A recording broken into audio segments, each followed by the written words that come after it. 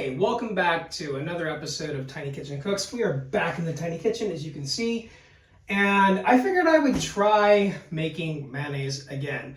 Now, as some commenters have told me, it depends on a number of factors, sometimes your altitude. One commenter told me, for example, that in Colorado, which is at relatively high altitude, they can make it just fine, but in New York, they could not make it well, which is above where I live, but still not as high as Colorado. For example, I'm basically at sea level here in Thailand. Anyhow, so we've got the following. We've got 2 eggs, not separated. We've got lemon juice here to taste, but I'm going to use a fresh lime first and see how much that gives me.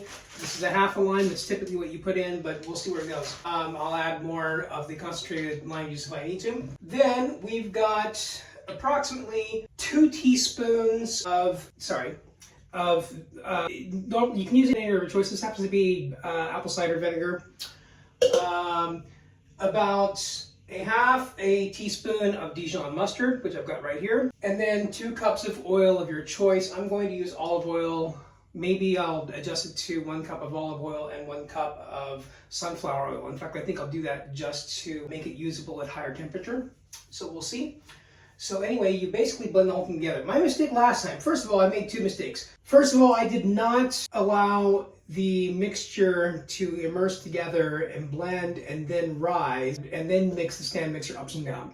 Second of all, I tried to correct it by using a wide bottom storage unit like this. As you can see, it's much wider.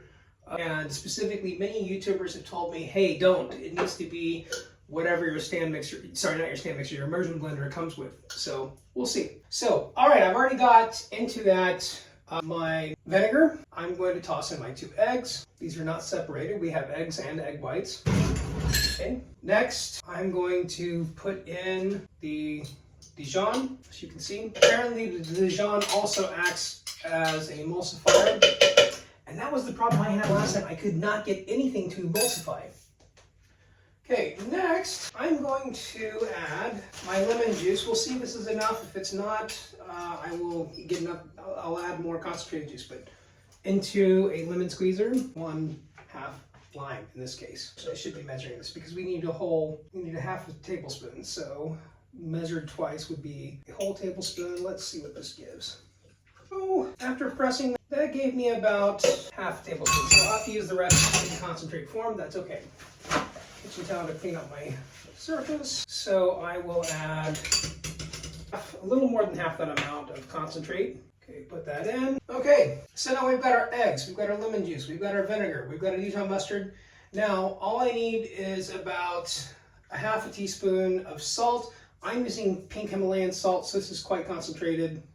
If you've never used it before, I'm just gonna kind of pinch it in my hand, add that to taste. Now, we're going to add our oil slowly, about 1 cup each. I'm experimenting. I'm using equal parts extra virgin olive oil and sunflower oil. And we want it to be about 1 cup each. So just shy, if you're using metric weight, it would be just shy of about 500 milliliters. Okay, this is taking a bit too long, so I'm not going to be fancy. I'm going to take it off and pour it in. All right, so equal parts. That's the olive oil. Next comes the sunflower oil, so I can use it at higher temperature.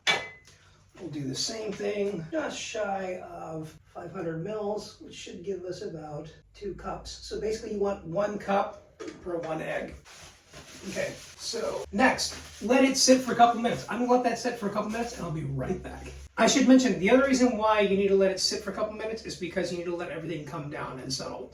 That's a major step that I missed last time. So we'll see what happens. I will release this unedited tonight, but for the version that's going to go to YouTube, I will of course go make everything faster and edit this part out.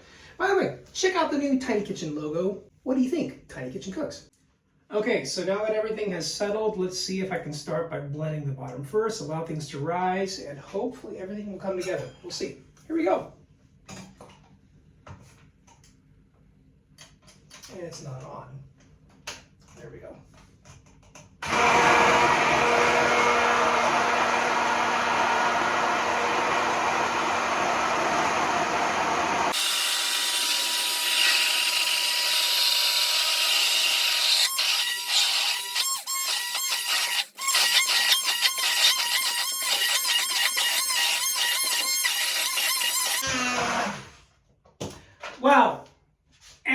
with that. This is thick and creamy, as you can see. Learn from your mistakes. Always try again, because this came out fantastic. Let me give it a quick taste, just see how it tastes. That's good. So as you make this, you can see how easy it is. Learn from my newbie mistakes. It's fantastic. You can easily make this into many other sauces, aiolis, etc. But man, I just made a couple of simple mistakes. That time it came out perfect.